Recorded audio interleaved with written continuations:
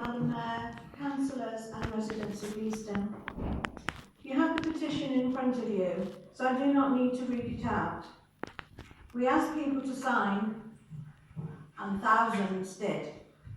Over 2,700 online and on paper, demonstrating the strength of feeling of local residents and their attachment to the Town Hall, a heritage asset which the Council itself has acknowledged has both architectural and historic merit. The depth of public concern is confirmed by over 1,000 responses to the recent consultation and by the flood of support we have received. The recent consultation is flawed. It does not respect the October resolution of the P&P Committee to consult widely on possible options for the Town Hall, nor does it release sufficient information to fulfil the declared intention to put the local community in our shoes. The information given and options offered to the public were not a basis for proper, informed decision-making, and perhaps designed to result in the same outcome as the resolution in July to release the building for redevelopment. The report on council officers in Beeston presented to that committee has still not been made public. The relinquishment of a heritage asset such as this should be the last resort, but there is no indication of any proactive investigation or creative thinking having taken place to identify an economically viable package of productive future uses which would retain all the architectural features of this attractive and historic building and foster the use of an ideally located shared social space for the local community. Across the country there are many examples of the successful repurposing of civic and heritage buildings considered surplus to requirements by other authorities. Our own investigations make us optimistic that the same can be achieved here, whether under the Council's own management or under a suitable third sector organisation. This public building, in which we are now gathered, should not be seen by you, our elected representatives, as a liability, but an opportunity. The just released officer report to the P&P Committee meeting next Tuesday refers to the possibility of testing a possible self-funding solution, retaining the Town Hall by a group of serious individuals taking on responsibility to produce viable plans and proposals. Let's pause the rush to judgment and do just that.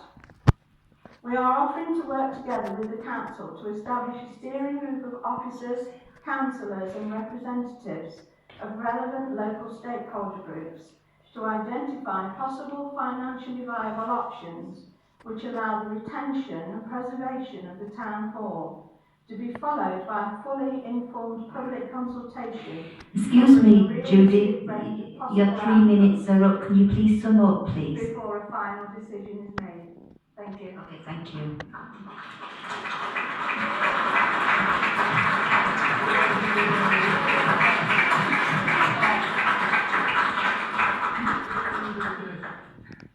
Would you like to hand over the petition, please?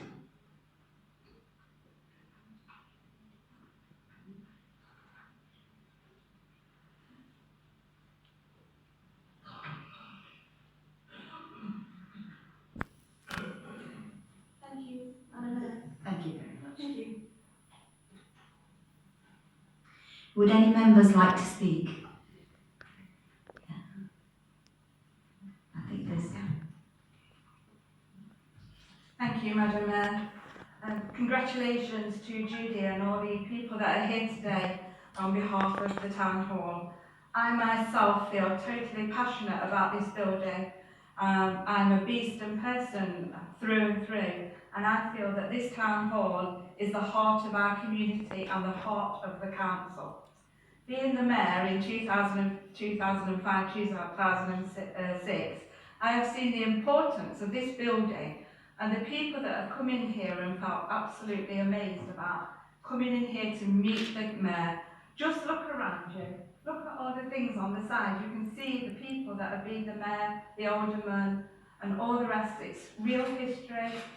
And I really feel it's a terrible shame if this building actually went and even into residential use. The importance of this council chamber and the meetings and the decisions that we make here on behalf of the people of Broxtowe. This building is an important building, and I would very much like to see this building used as for a community use and not for residential.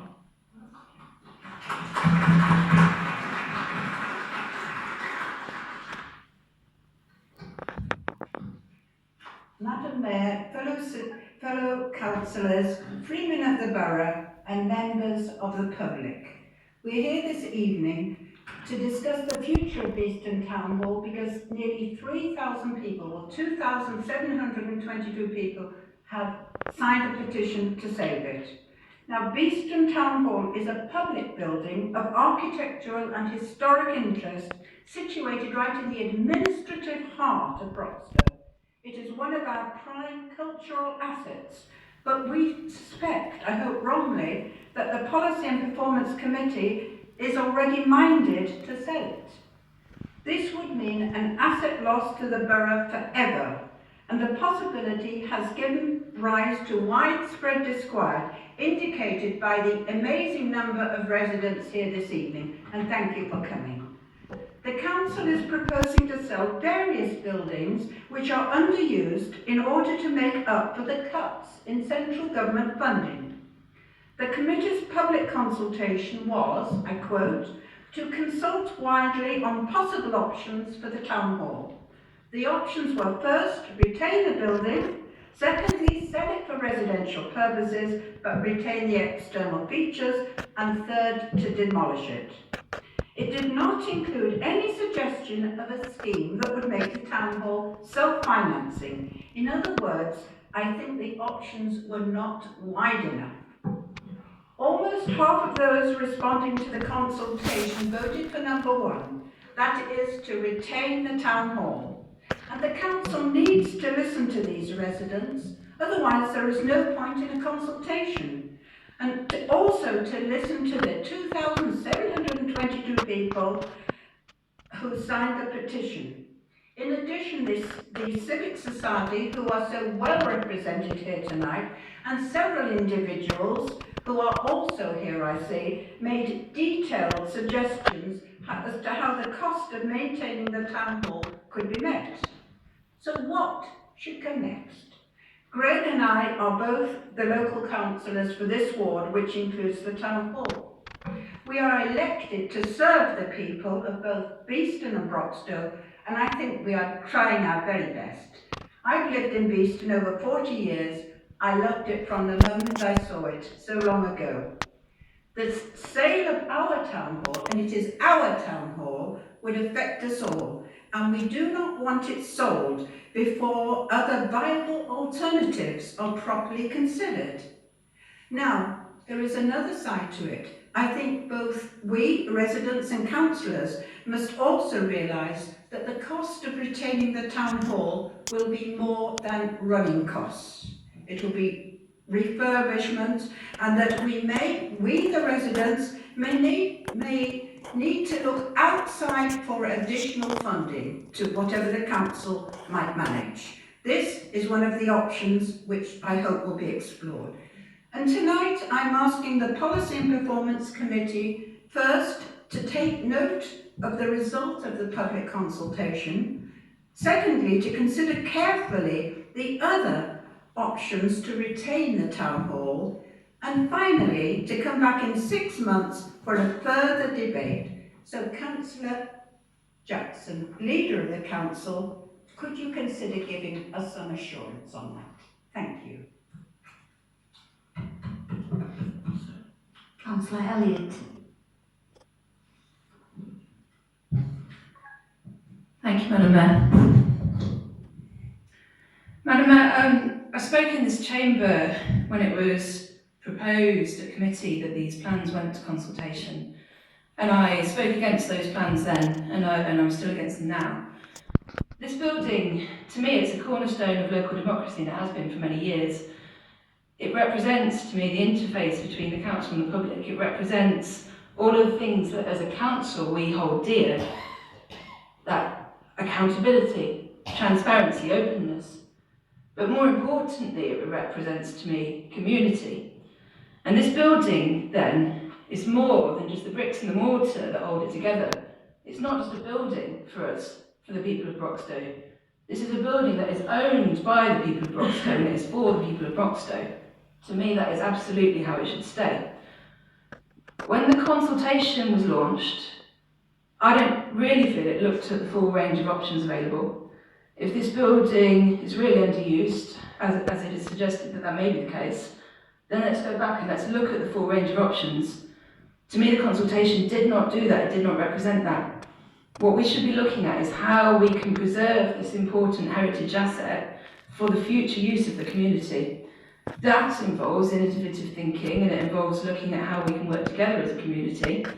It involves looking at sustainable funding models, and that's a big ask in times of austerity, I know. But it's a much bolder, a much better ask than stripping our assets as a council as a quick and dirty way of dealing with the cuts. It's essentially something that I think we should be looking at the future, and we should be looking at how do we then respond in a more ambitious way. It shouldn't be asset stripping. We shouldn't be asset stripping in response to austerity. What we should be really doing is looking forwards, but particularly that asset stripping, we should be looking in terms of, as a cultural community heritage asset, that's when it's the most inappropriate. This is something that is for the people and it should stay for the people, and I absolutely am behind the people, the many, many thousands of people that have signed this petition in terms of backing our town hall, fighting for its future and keeping it in Broxtowe. Thank you. Councillor Marshall. Thank you, Chair. If you ever wanted to know what austerity looks like, well, this is it. This is it in action right now. We've got a authority here who are cutting grants to the voluntary sector who do meaningful work in this community. You've got an authority here who are getting rid of staff and reducing your services, and you've got an authority here who are proposing to sell the assets with which Broxtowe is built upon. This is austerity in action now, and the debate and the discussion that we're having goes right to the very heart of what you think local government should be about, and it goes to the heart of what public service provision really is. And if you look across here at the ruling group, well, they're all signed up to austerity. They've campaigned on it, and they've leafleted on it, and they've gone and they've voted for it. This is what they believe in. Getting rid of the things that mean stuff to the community. You can't deny it. You might think so. You might think so if you turn up to a policy and performance meeting, or if you turn up to a finance meeting, or if you turned up to a planning meeting. You throw their hands up in the air and they say, "Ain't it awful what's happening to us as an authority?" They disconnect themselves from the very impact that the way they vote and the policies that they present have to your daily lives. So the debate we're having now strikes at the heart of what public service provision really is. But make no mistake, this was a choice. This was a choice at the budget meeting last year, when the Labour group proposed a budget that would have built you some homelessness shelters in this constituency for ex-military services and for other homelessness people in this community, when it would have drawn on reserves, when it would have protected this asset. There was a choice put before all these councillors you see before you, and they didn't take it. They chose to do this now, when they had the option of working collegiately and working with as an authority to deliver effective public services. But it's not only about austerity. It's about the symbolism of local government and democracy, and it's about who it belongs to. Okay?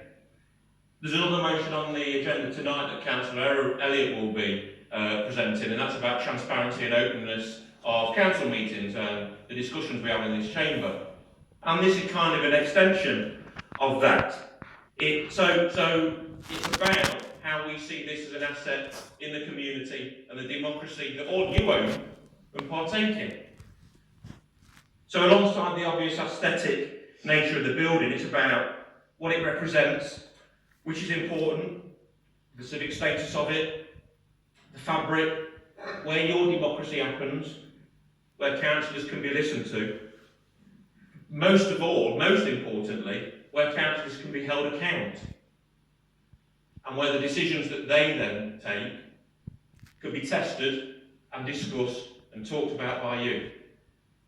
But the final issue, of course, is around the consultation and the very nature of what consultation means in Broxtowe Council, or whether it's a sham, whether petitions are a sham, whether item 6 on the agenda is a sham, pat residents on the head when they've gathered 2,000 signatures, go through the ceremony of presenting it to the mayor.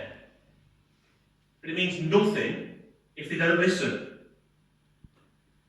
So the decision, whenever that is taken, will be the acid test of whether this is a listening council, whether it's a flexible and a responsive council, and whether it's a caring council, whether the hundreds and hundreds and thousands of signatures that you have gathered in defence of this town hall mean anything at all. And I remind you, there is another way. I congratulate Judy Sleath and I congratulate the Civic Society in leading this campaign and the opportunity to trigger this debate. And I would strongly, strongly urge everybody who has got an emotional and an investment in this town council and in the town hall to turn up at the future meetings, which are public meetings, where this will be again discussed and the future of the council will be decided. They are public meetings in the policy and performance meetings, and they are on the website. I think it's on the 6th of February. So I encourage you all to come along and hold your councillors for the decisions they make to account. Thank you.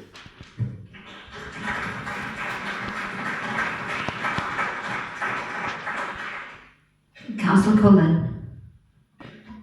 Thank you, Madam Mayor. Thank you, Madam Mayor, fellow councillors, residents, everybody. I don't feel like I can follow that very easily, but that's why I'll never be an MP. Maybe one day. I'm a Beeston girl, I'm a local girl. I'm getting on a bit now, but I'm a local girl. And for all of my life, this has been my local town hall. And throughout my life, I've actually worked in the voluntary sector. And I heard Councillor Lydia Hall saying earlier about Kettlebrook Lodge, that she'd been to many events and many occasions there, and she held it dear to her heart, and she'd be desperately upset if it was demolished. And that's how I feel about this building. Throughout my life, I've been here for, well, in the days when the council celebrated the voluntary sector in a different way, I've been here for award ceremonies, I've been here for annual tea parties with the mayor when members of the voluntary sector came in regularly. I've been in this building and launched projects that have helped people. I've been in this building when voluntary organisations locally have won beacon projects. And this has always been Broxtowe's Town Hall. And I was thinking today about this, and I was thinking about the iconic buildings of Broxtowe. The iconic buildings of Broxtowe. This is, in fact, the iconic building of Broxtowe. It's the one and only iconic building of Broxtowe. Why would it be possible that we'd even be in this room discussing an option where it might be demolished and we'd have no iconic buildings in Broxtowe? It's not possible. My fear, we can have this debate here and we can stand up for what we want and we believe in, a beautiful petition with lots of signatures, a consultation, we can have that. The decision isn't going to be taken here tonight. The decision probably isn't going to be taken by policy and performance. The recommendations will be there. My guess is that the final decision will be a financial decision and therefore probably taken in a finance committee meeting, which very few members of the public go to. Richard's saying no. So I don't know where the decision will be put and hidden, but it's very important for me that it's, that local people are listened to, You know, somebody very close to me once said they'd lie in front of bulldozers before they'd see something knocked down. It's a family trait of ours. And I feel like I'm going to say that now. If this building is knocked down, I will lie in front of the bulldozer.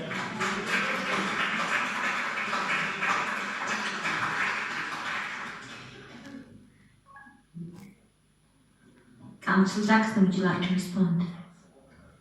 Yes, thank you, Madam Mayor. And I'm going to start by thanking everybody that's... Councillor Jackson, I think there's Councillor... Okay, right.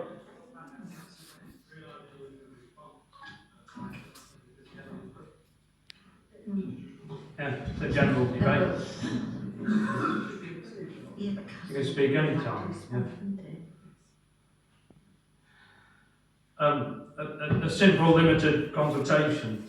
I do feel that it is slightly more important than that. To me, there's been no mention of this in full council, no wide discussion before the consultation was decided upon. And I think that's remiss of the ruling group. They should have had serious discussions about this before they even brought it forward. Councillors are elected by local residents. In this chamber, we don't speak for ourselves, we speak for them. This is local democracy in action. Are they going to shove us all in another room somewhere? I don't know. Crowd us together, not give us a chair so that the meetings don't last very long. That's the modern way, I believe. Or maybe not hold meetings at all. Dispense with democracy. I don't know. There's been no talk about this at all. Austerity. Greg mentioned austerity. And I do wonder why we are driven to these extremes of selling off the silver. We're actually beginning to sell off the jewels now. But where has all the public money gone? Where has all the money gone? I think it was in the paper a short while ago that 80% of increased wealth over the last few years has gone. No, sorry. But I believe it's actually gone to the billionaires. Really. But then again, that is Tory ideology. So we can look forward to it all cascading back down to us again in the future. That would be wonderful for us all. Right. To me, the way this has been handled, I know you have issues over finance created by your government at the end of the day, but the way you've handled it is little respect for local democracy and local pride.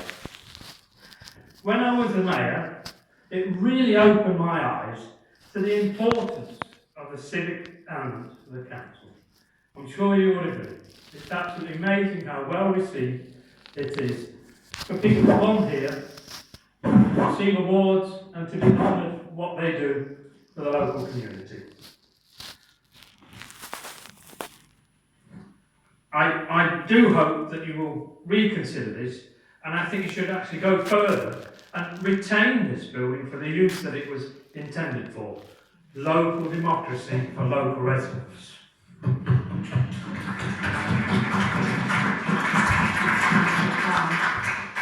Councillor Carr.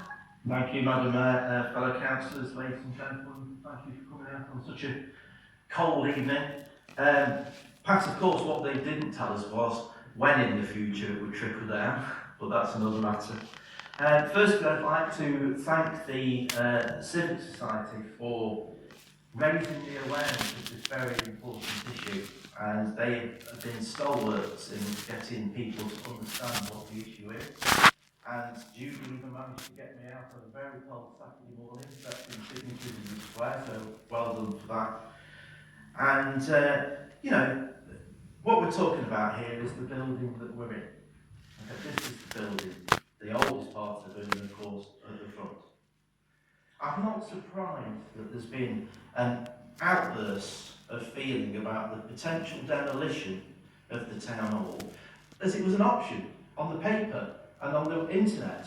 The option for demolition was there. So, you know, you can't then berate people for worrying about this fine building being demolished if it's there in black and white as an option. It's part of Beeston's heritage, and this council have a duty to protect heritage, as the county council have quite rightly pointed out to them. Madam Mayor, whilst we would not be against alternative uses for the building, as outlined by Judy in her speech, my group, the Liberal Democrats, will never support the demolition of this fine building. I originally come from Derby, and if anybody remembers Derby in the 60s and 70s, it was a historic town, very fine old buildings, many fine pubs, etc. The city, well, it wasn't a city, the town council then destroyed it, absolutely destroyed it with 70s and 60s monoliths.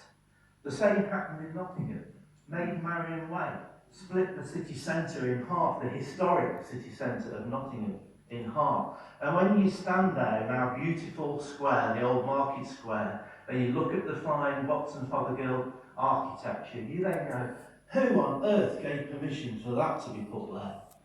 That's what we're facing now, today, and we should not let it happen.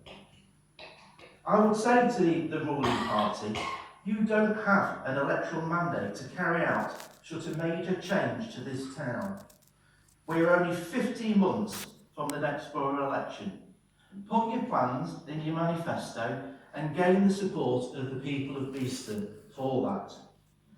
And as for asking the residents of the borough how they would save money, that's your job, not their job. And please don't plead poverty. You have nobody to blame but yourselves and your government who have accelerated cuts to this authority since 2015. Madam Mayor, the people of Beeston have spoken and you need to listen to them.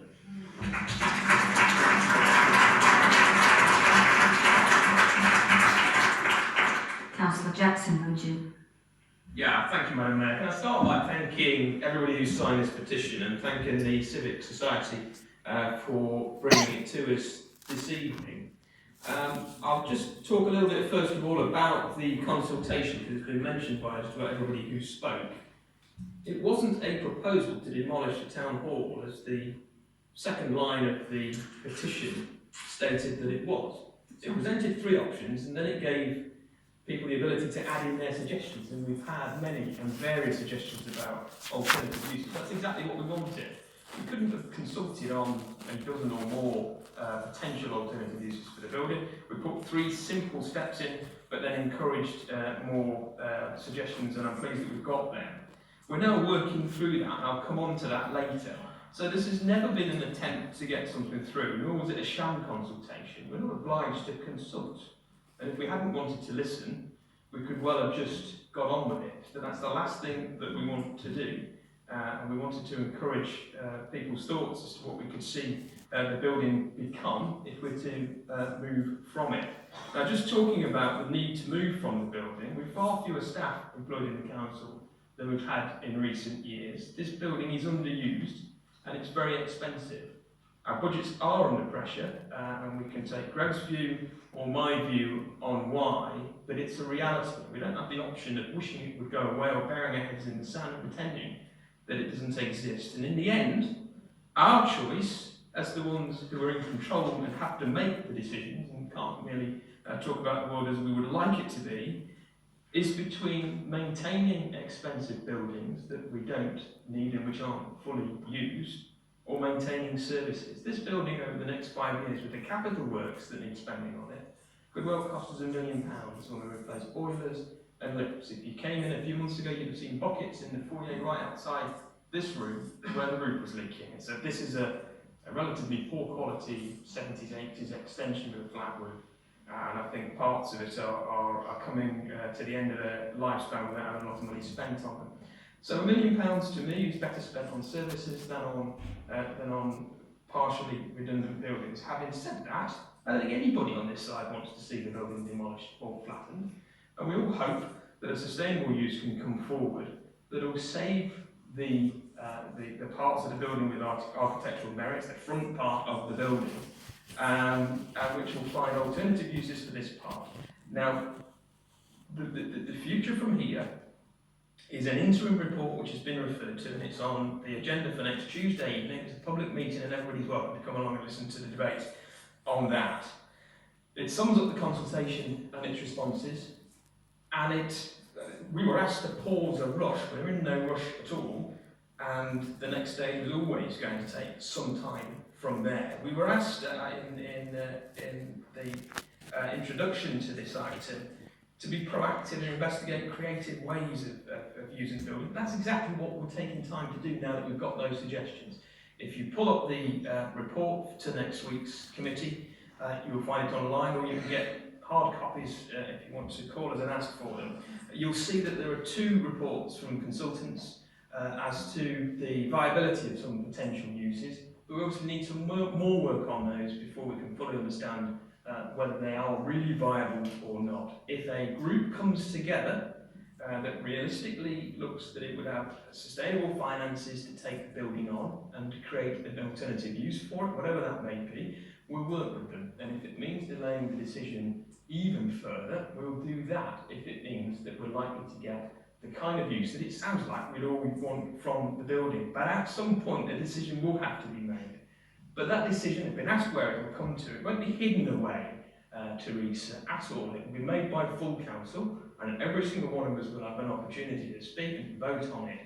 But that won't be until we've exhausted all the possibilities, until we've done the work to look at what we can do differently and how we can maintain all the quality parts of the building that we want to, and maintain the services, which at the end of the day we're here to provide. Greg posed the question, what should local government be about? It should be about providing services and not maintaining buildings which we no longer need, and not wishing for a world where we needed them or could afford them, facing the facts of where we are right now. I think, Madam Mayor, it's been an interesting debate. I say again, we are listening to people. If we didn't want to, we wouldn't have the constitutional possibility for a debate like this by public petitions. Most councils don't do that. We do, and we'll keep doing that. I think it's a very useful part of the democratic process. This is by no means over. Our minds are certainly not made up. This decision hasn't been taken, and I would just ask all members to work with us rather than campaign against something that we haven't decided on and don't want to do. We can look at all the alternatives and we can find a way forward that everyone will support. It's great to have a petition of 2,700 signatures. It's great to have 1,000 people respond to our own consultation. At the end of the day, we will make decisions based on 100,000 plus constituents in Broxtowe, and we have to take all of them into account and the well-being of the entire borough, as well as the views of people in Beeston. So, Madam Mayor, thank you very much. Thank you.